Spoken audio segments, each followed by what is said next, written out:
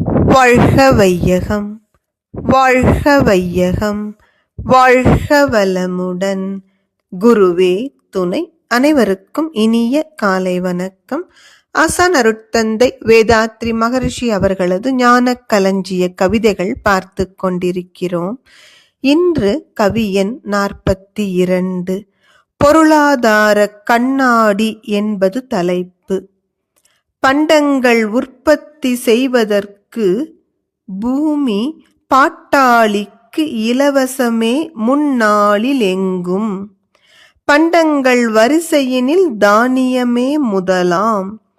பாட்டாளி சமுதாய அமைப்பில் முதல் ஆனார்.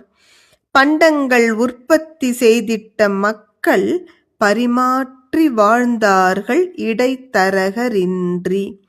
பண்டங்கள் பரிமாற்றம் தனிமனிதன் தொழிலாய் பழக்கத்தில் வந்ததனால் பல தீமை கண்டோம்.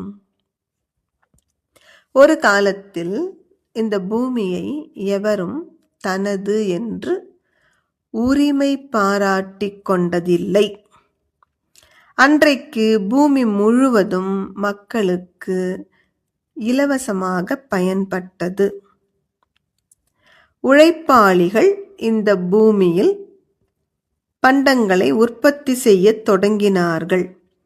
அப்படி உற்பத்தி செய்ய தொடங்கிய பொழுது தானியம்தான் அதில் பெருமதிப்பு பெற்றது. ஏனெனில் பசித்துன்பத்தை போக்குவது தானியங்களே அல்லவா. எனவே தானியங்களை உற்பத்தி செய்தவர்கள் சமுதாய அமைப்பில் முதலிடம் பெற்றார்கள். அவர்களைத்தான் உயர்வாக மதித்தார்கள் ஒரு காலத்தில். அப்படி தானியங்களை உற்பத்தி செய்த மக்கள் எல்லாவற்றையும் ஒருவரே உற்பத்தி செய்ய முடியாதல்லவா. ஒரு சிலர் நெல் பயிரிட்டார்கள், சிலர் பருப்பு, சிலர் உப்பு உற்பத்தி செய்தார்கள். இப்படி மக்கள் தாங்கள் உற்பத்தி செய்த பொருட்களை ஒருவருக்கொருவர் பரிமாற்றிக்கொண்டு வாழ்ந்தார்கள். எந்த விதமான இடைத்தரகர்களும் இல்லை. நெல் உற்பத்தி செய்தவர் அதை பருப்பு உற்பத்தி செய்தவர்கிட்ட கொடுத்துட்டு பருப்பை வாங்கி கொண்டார். அதே போல உப்பு ஒருவரிடமிருந்து இன்னொருவருக்கு கை மாறியது. இப்படி பண்ட மாற்றின் மூலமாக மக்கள் மகிழ்ச்சியோடு வாழ்ந்து வந்தார்கள்.